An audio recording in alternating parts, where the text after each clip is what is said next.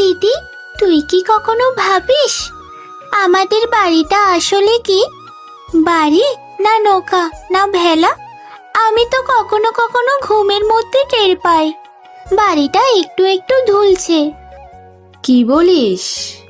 হ্যাঁ, তখন মনে হয় আমরা কোনো জাহাজে আছি, অনেক দূরে চলে যাচ্ছি, পৃথিবীর অন্য কোনো দেশে, যেখানে কোনো কিছুর অভাব নেই, কারো চোখে জল নেই। তোর কি কখনো এরকম মনে হয় না দিদি? রাতে যখন বাড়িটা একটু কাত হয়, তখন তোরও কি মনে হয় না আমরা কোথাও চলে যাচ্ছি? তোর স্বপ্ন দেখার অভ্যাসটা কোনোদিনও যাবে না রে বিনি। বাড়িটা বাড়ি, বাবা নিজের হাতে বানিয়েছে, মনে আছে? সেই যে বড় বড় বাঁশ কাটতেন, মা দড়ি পাকাতো, আর তুই ছোট্ট মেয়ে হয়ে বাঁশের গুড়ির উপরে বসে গান গাইতিস। বাবা বলতেন এবারই ভাসবে, কিন্তু ডুববে না কোনোদিন। বাবার কথা আমি আজও বিশ্বাস করি, আর তুইও কর। বাবার কথা বললে তোর চোখ ভিজে যায় দিদি, আমি দেখতে পাই। তুই লোকাস, আমি জানি বাবা চলে গেছে, কিন্তু এই বাড়িটা তো আছে, এই নদীটা আছে, তুই আছিস, আমি আর কি চাই বল? মাঝে মাঝে মনে হয় গ্রামের লোকেরা আমাদেরকে একটু অন্য চোখে দেখে, যেন আমরা এখানকার নই। অন্যের মুখের কথা নিয়ে মাথা ঘামাস না তো। যাদের নিজেদের কাজ নেই তারাই অন্যের কথা বলে বেড়ায়। আমরা আমাদের মতো আছি, কারো তো কোনো ক্ষতি করিনি। নিজেদের হাতে মাছ ধরি, শাক তুলি, জল পুনি, এইটুকুই আমাদের পৃথিবী, আর এইটুকুই যথেষ্ট। ওসব কথায় কান দিস না, বুঝেছিস? শুনলাম দিদি, তবুও মনটা খারাপ হয়ে যায়। আচ্ছা ছাড়, আজ দুপুরে কি রাঁধবি বল? ওই তো কাল যে মাছটা ধরেছিলাম সেটা দিয়ে ঝোল করব, আর কচুর শাক আছে পাড়ের ধারে, তুলে আনবি একটু পরে। এখন যা।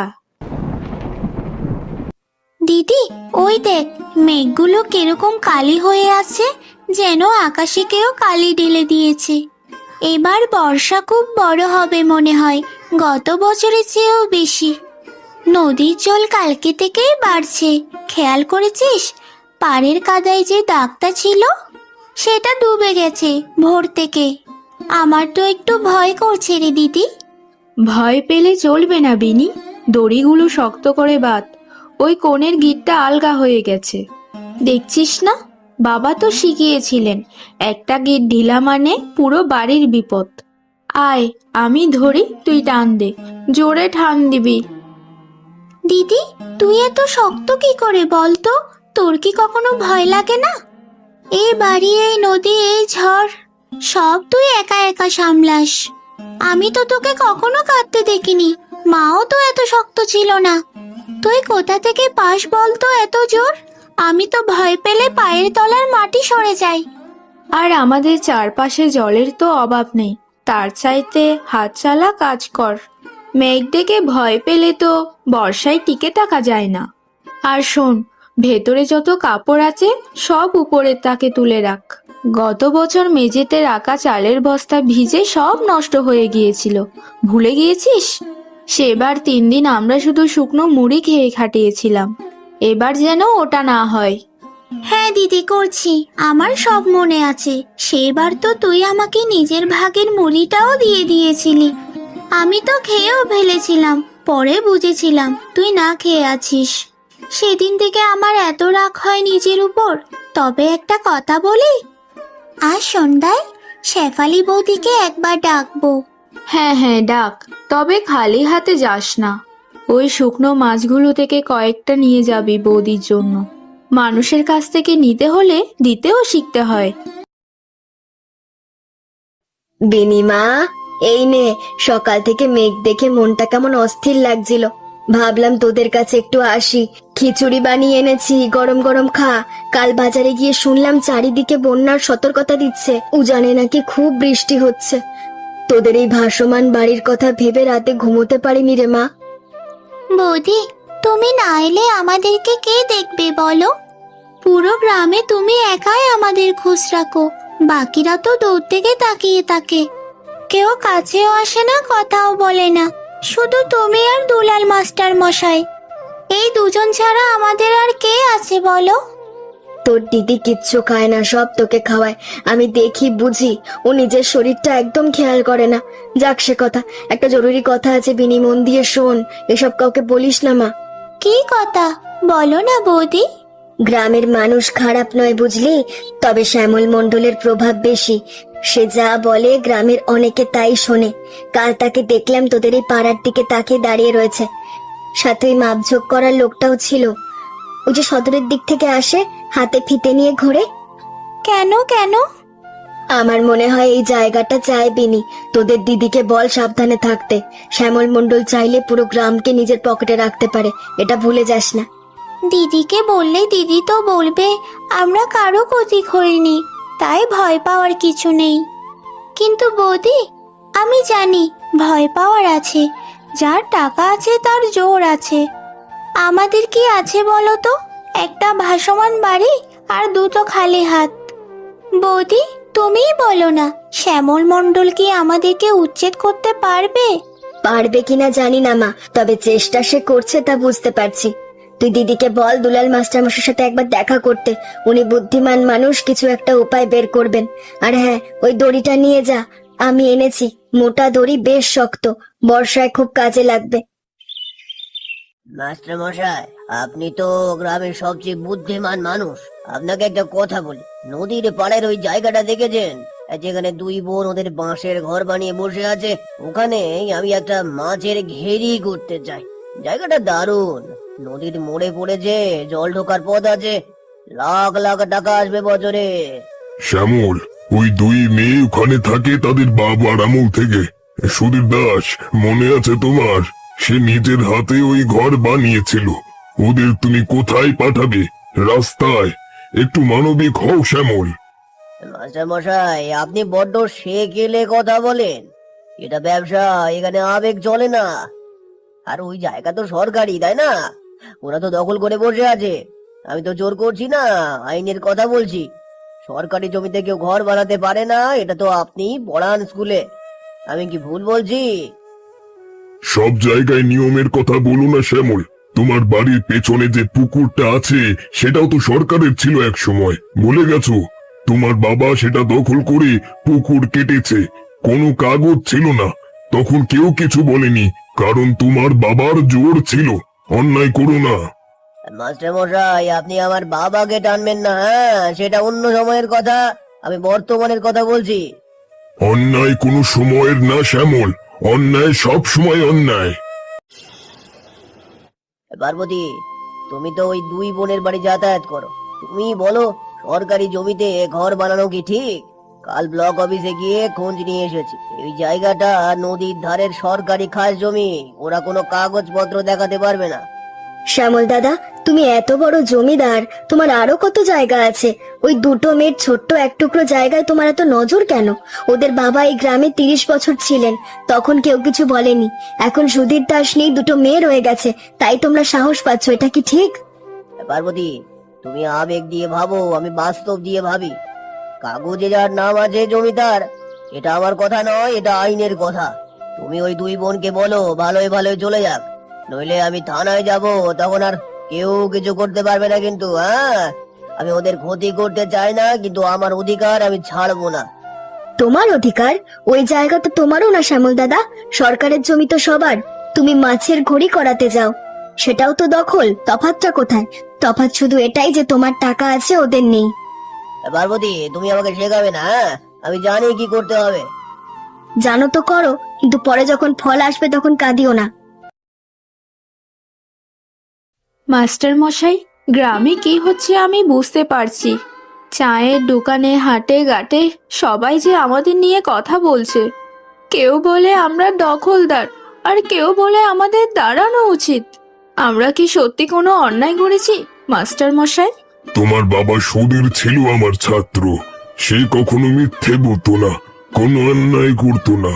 আমার মনে আছে, সেই জায়গায় ঘর বানানোর আগে গ্রাম পঞ্চায়েতে গিয়েছিল, অনুমতি নিয়েছিল, কোনো একটা কাগজ ছিল, কিন্তু সেটা এখনো কোথায় আছে আমি জানি না। তুমি ভয় পেও না গৌরী, আমি খুঁজবো সেই কাগজ।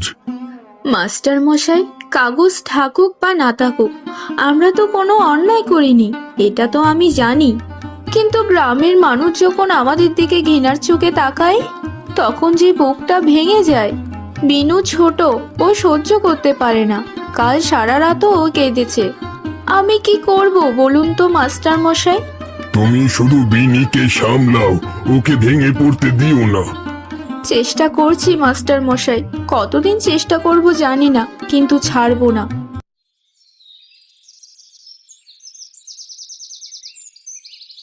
গৌরী, তোমাকে সোজা কথা বলি, এই গ্রামের সবাই জানে তোমরা সরকারি জমিতে বসে আছো।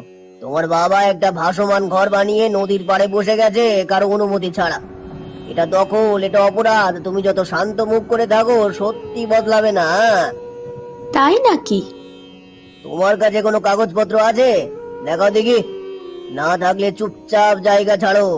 গ্রামের মানুষের উপর বোঝা হয়ে থেকো না। আমি পরিষ্কার কথা বলছি, ঘুরিয়ে বলার অভ্যেস আমার নেই। শ্যামল বাবু, আমি বোঝা হয়ে কারো ঘরে থাকি না। নিজের হাতে খাটি খাই, কারো কাছে হাত পাতিনি কোনোদিন। এত দেমাগ তোমাদের, হ্যাঁ? আমার বাবা তো এই গ্রামে 30 বছর কাটিয়েছেন। গ্রামের মানুষদেরকে নৌকা বানিয়ে দিয়েছেন, আর বন্যায় মানুষকে বাঁচিয়েছেন।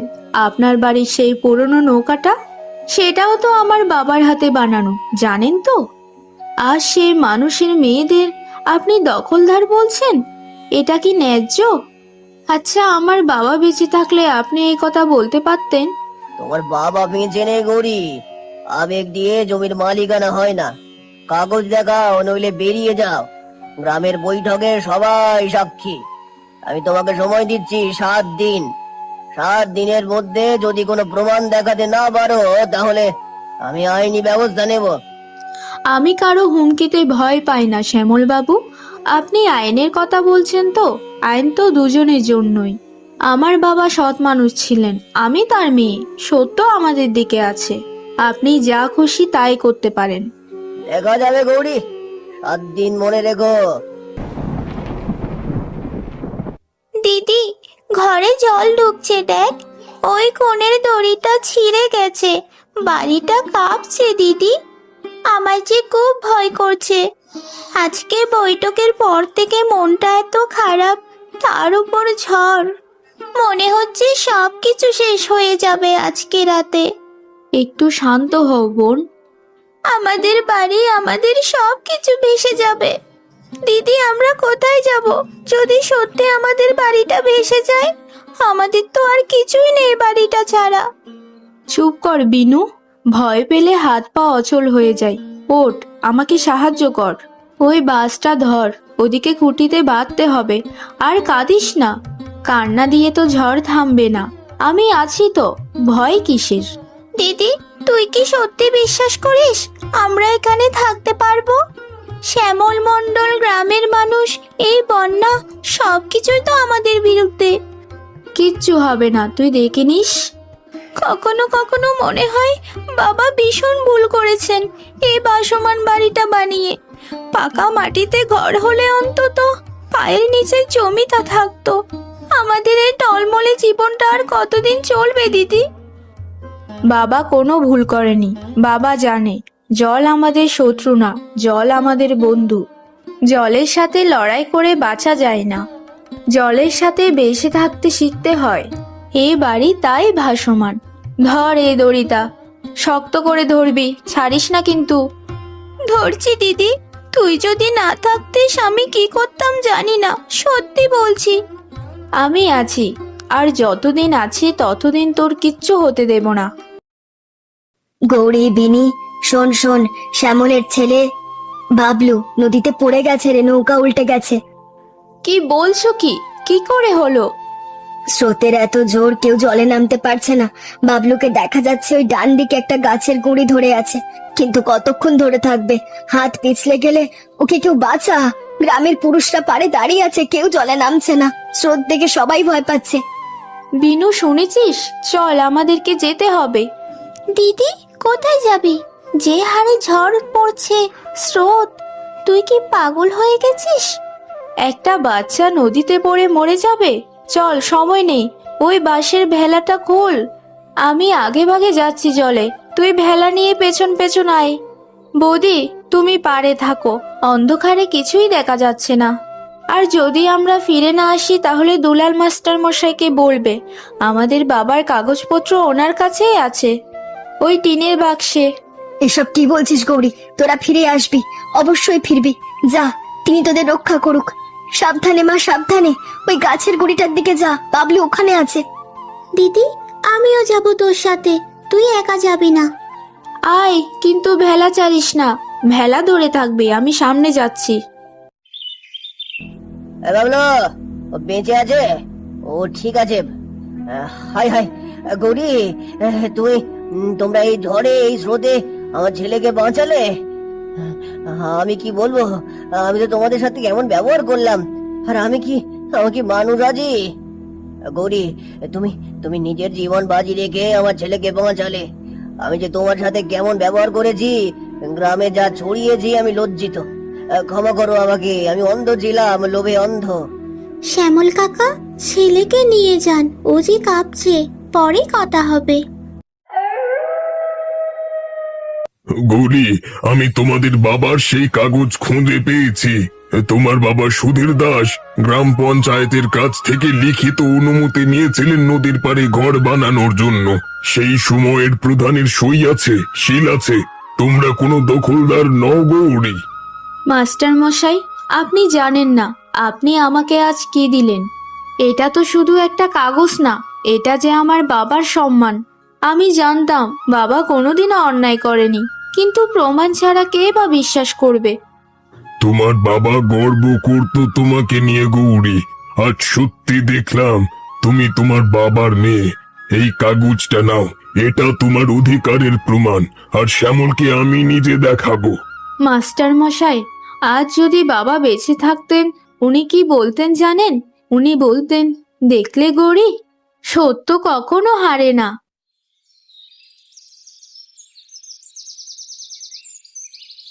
গৌরী, আমি এসেছি। জানি না তুমি আমার মুখ দেখতে চাও কিনা। দুলাল মাস্টার মশাই কাগজটা দেখালেন, তোমার বাবার অনুমতি পত্র। দেখেছেন তাহলে? আমি তোমার কাছে কোনোদিন এই ঋণ শোধ করতে পারবো না। আমাকে ক্ষমা করো গৌরী। আমি জানি ক্ষমা চাওয়ার যোগ্য নই, কিন্তু আমি চেষ্টা করছি একটু ভালো মানুষ হতে। বাবলু তোমাকে বলেনি, আমিও ভুলবো না। শ্যামল বাবু, ক্ষমা করা কঠিন না, কিন্তু ভুলে যাওয়া কঠিন। আমি চেষ্টা করব। আসলে সবার বাবা তো কাগজ রেখে যায় না, আর সবার পাশে দুলাল মাস্টার মশাইও নেই। আপনার শক্তি আছে, সেটা মানুষের ভালোর জন্য ব্যবহার করুন, আর তাহলেই আপনার এই ক্ষমা চাওয়া সার্থক হবে। গৌরী, তুমি আমাকে শুধু ক্ষমা করোনি, তুমি আমাকে শিখিয়েছো। আমি কথা দিচ্ছি, এই গ্রামে আর কারোর সাথে এমন হবে না। আমি বদলাবো। কথা দেওয়া সহজ শ্যামল বাবু, রাখাটা কঠিন। দেখা যাক। বিনি, আজ তোদের এই ছোট ভাসমান বাড়ির সামনে পুরো গ্রাম এসেছে। জানিস, আমি 50 বছর ধরে এই গ্রামে পড়াচ্ছি। কত ছেলে মেয়ে পড়েছে আমার কাছে, কত প্রজন্ম দেখেছি, কিন্তু আজকের মতো দিন আমি কমই দেখেছি। মাস্টার মশাই, আমি ছোটবেলায় ভাবতাম আমাদের বাড়ি সবার চেয়ে আলাদা, তাই সবাই আলাদা করে রাখে আমাদের। কিন্তু আজকে বুঝেছি আলাদা হওয়া কোনো দোষের না। আজ কি মনে হচ্ছে বল? আজকে মনে হচ্ছে আমরা সত্যি একা নই, পুরো গ্রাম আমাদের পরিবার। আর মাস্টার মশাই, আমি একটা কথা বলি, আমি আর কখনো ভয় পাবো না। দিদি বলেছে ভয়কে জয় করতে হয়, আমিও সেটাই করব। ঠিক বলেছিস বিনি। আর শোন, তোদের বাড়ি ভাসমান ঠিকই, কিন্তু কোনো ঝড়, কোনো বন্যা, কোনো লোভ কিছুই সেই শেকড় উপড়ে ফেলতে পারবে না। আজ থেকে এই ভাসমান বাড়ি শুধু দুই বোনের বাড়ি না, এটা পুরো গ্রামের বাড়ি। সবার জায়গা আছে এখানে, সবার। মাস্টার মশাই, দিদিকে একটু ডাকি। ও ওই দিকে কি কোণে তাকিয়ে আছে, নদীর দিকে তাকিয়ে বাবার কথা ভাবছে মনে হয়। শ্যামল কাকা, কথাই নয়, কাজে দেখাবেন। ডাকার দরকার নেই বিনি, ওকে থাকতে দে। মাস্টার মশাই, আজ আমার চোখে জল আসছে। এই দুটো মেয়ে আমার নিজের মেয়ের মতো। ওদের হাসি দেখলে আমার বুকটা ভরে যায়। গৌরী, বিনি, তোরা আমার গর্ব মা। আমিও কিছু বলতে চাই। আমি এই গ্রামে অনেক ভুল করেছি, শুধু এই দুই বোনের সাথে না, আরো অনেকের সাথে। আজ থেকে আমি বদলাতে চাই। গৌরী আমাকে বলেছিল শক্তি মানুষের ভালোর জন্য ব্যবহার করুন, আমি সেটাই করব, এই গ্রামের জন্য, এই মানুষগুলোর জন্য।